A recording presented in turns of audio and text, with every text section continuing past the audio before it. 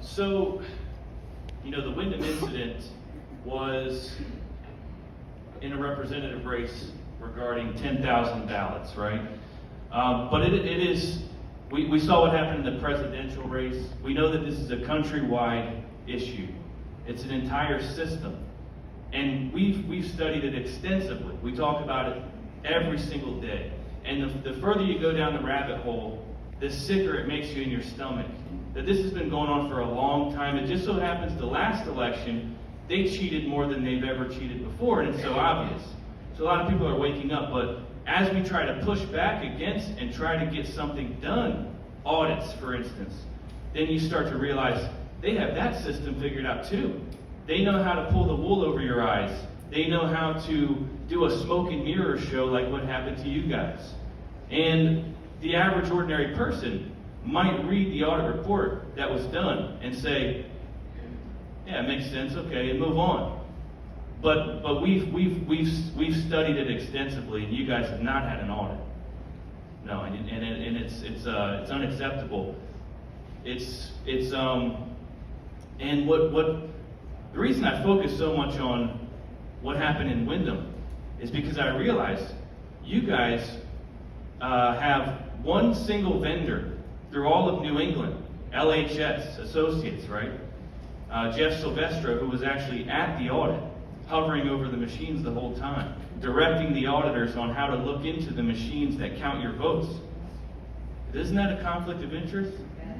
And so when you look into it, you realize that this one vendor controls the memory card and how it's programmed for all the machines for all of New England, and has so much power. And you know what? The source code of those machines is proprietary software, meaning you're not allowed to look into it and see how it works and how it's programmed. And I don't think the average American understands how secretive, how much power these people have, and how secretive it is, and how this system is rigged. And if they did, people would get off their couches. And it's good to see a lot of people are getting off their couches. And if I could just jump in 1 second. During the audit, we had 1 of 3 auditors who were qualified to even look at the machines. He looked at the source code, told everyone, well, I'm going to look at this, but I can't share it with anyone else. So I have zero confidence in what they put in their report. To that note, Nick and I both podcast. We have a pretty decent sized audience, and we had the opportunity to interview both Philip Stark and Hari Hursty right after the audit had wrapped up here in New Hampshire. And we jumped into it. Nick called me up and said, hey, let's do this. And I said, well, when? And he said, in about half an hour. And I said, dude, we're going into something highly technological. We don't have the technology experience to do something like that.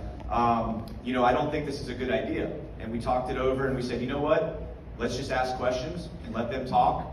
We don't have to, try and debate anything or rebuttal against anything. And so now we have this hour-and-a-half interview, 2-hour interview, where we were able to actually engage with them and ask them these questions. And what I did find out, like Ken is saying, Hari Hursty was the only individual that was expertly qualified, in my opinion, to analyze the source code on those machines. And I had asked Hari, I said, Philip Stark had said, if there was malware or anything on these machines, it would be the discovery of the century. It would be the discovery of his lifetime. They'd be flattered and beyond elated to find that. But they don't understand. I mean, if they were to find that in the demographic that they're in, they'd be an outcast immediately. Immediately, there would be blowback, all sorts. So what I told Hari Hursty is, I said, you're going to be doing the analysis, the forensic analysis on this source code with no oversight, none. And he says, well, it's intellectual property.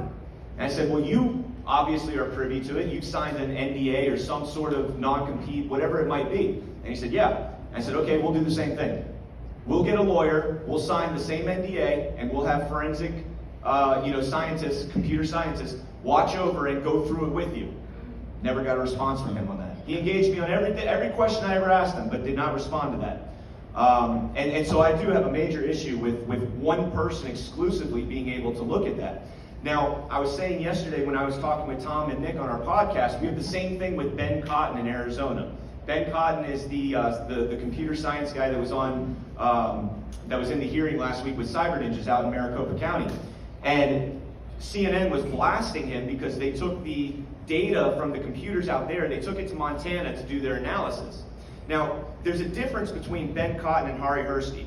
Ben Cotton is going into Maricopa, allegedly, according to the way the media portrays him, as looking for a problem. Hari Hursty was not looking for a problem. Hari Hursty blatantly was telling us before they even did the analysis, oh, it was the folds in the ballots. It was the folds in the ballots. It wasn't the machines. The machines are great.